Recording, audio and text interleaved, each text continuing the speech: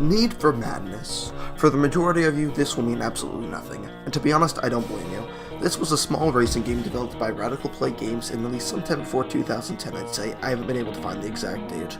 My first encounter with this game was discovering it on Miniclip, a Flash game website. From what I heard, it was also on a website called Arcade Town, which I was able to dig up, although it would seem the game is no longer on there.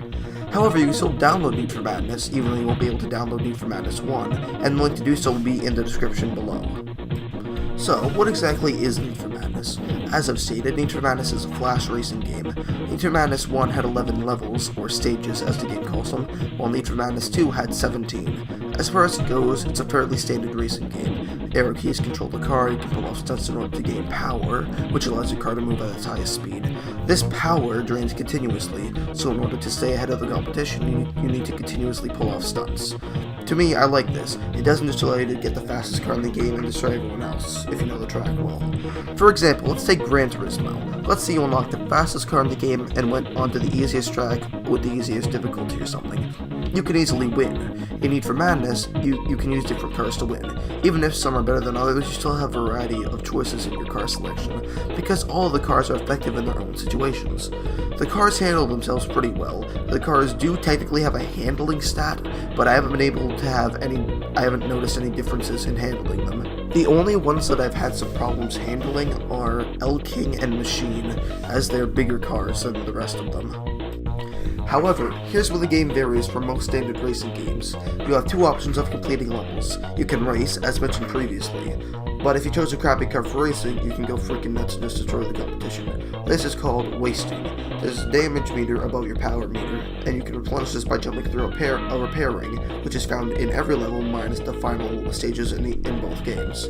In the footage on screen, you can see these two meters, as well as the laps and wasted counters. These are self-explanatory, as they show how many laps completed or cars destroyed. Some cars are more effective at wasting than others, and some, despite me saying that all cars are effective, are downright terrible at wasting. Formula 7 is a prime example of this, though it compensates for its fragile nature by being the fastest car in the game. So, aside from the actual gameplay mechanics, how does the game run? Very well, surprisingly. The graphics are nothing amazing, but I personally like the boxy style of the cars. Need for Madness is one style, despite it being upgraded in its sequel to their current designs, has some of my favorite designs for the vehicles. I especially like Max Revenge's look here. Even lower-end computers won't have a problem running this game. However, one of my favorite parts of this game is the music. It's an interesting mix and they all fit the levels well, while still sounding extremely good and catchy. For example, He's Coming For You Now, which is a level in Need for Madness 1 where El King is first introduced, has a slightly ominous sounding soundtrack. It's still got rhythm to it, and without sounding corny, it still manages to pull off a slightly sinister vibe. Here's a small snippet of it.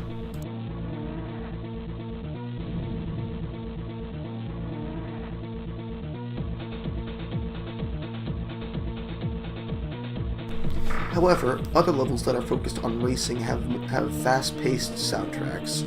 Grapefruit Power, or the Urban Spaceman's Race, as it's also called, is an excellent example of this. It's only one lap, but it features a very upbeat soundtrack to match, and it's one of my favorite levels in the game.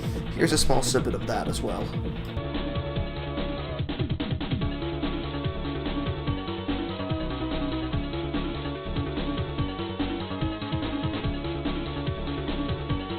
So, all in all, what's my overall opinion of the game? It's by far one of my favorite Flash games, and it's highly creative to boot.